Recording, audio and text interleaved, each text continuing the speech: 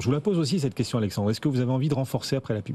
C'est vrai que sur chaque faiblesse, un titre comme Nvidia, il peut être renforcé. Pour une raison essentielle, c'est assez formidable parce que Nvidia, effectivement, a monté de manière assez incroyable depuis le début de l'année, mais ça s'est fait par des profits industriels et donc de l'économie réelle. Les valorisations sont plus basses et la croissance est encore là. Alors évidemment, elle surprend moins, mais vous avez un leader qui continue à investir. Je rappelle que quand même, évidemment, il y a les résultats de Nvidia, mais quand on voit les résultats et les commentaires des 7 magnifiques, notamment Apple, notamment Alphabet, il y a des investissements massifs qui vont encore être déployés sur l'intelligence artificielle, et qui va en profiter, évidemment, en premier lieu, c'est Nvidia.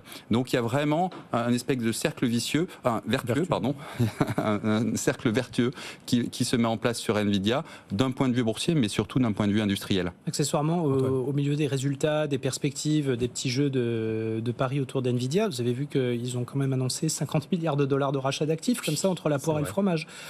Bon, un titre comme ça, c'est quand même pas mal de l'avoir en portefeuille, ne serait-ce qu'un petit peu, même si on ne veut pas prendre trop de risques. Hein. Je ne sais pas, je ne donne jamais de conseils, rien, mais avoir du Nvidia dans son portefeuille, je ne sais pas, c'est... Pas mal. Oui. Pourquoi pas? Oui. En tout cas, ceux qui en ont depuis longtemps, ils sont bien contents. Après, ceux qui n'en ont pas, qui seraient tentés d'en prendre, est-ce que vous diriez, Alexandre, qu'il est encore temps?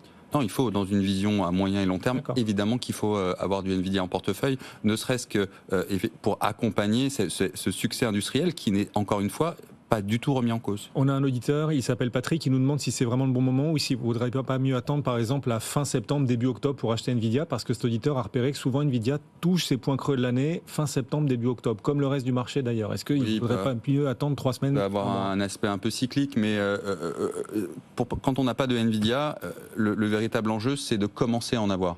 Parce qu'après, vous avez toujours une raison. Quand Nvidia va baisser de 9%, vous avez toujours peur qu'elle rebaisse encore de 20, 29 ou 10%. En fait, il faut commencer pour pouvoir effectivement soit écréter à la hausse, soit se remettre à l'achat sur une baisse un peu excessive. Il faut commencer de toute manière à en avoir.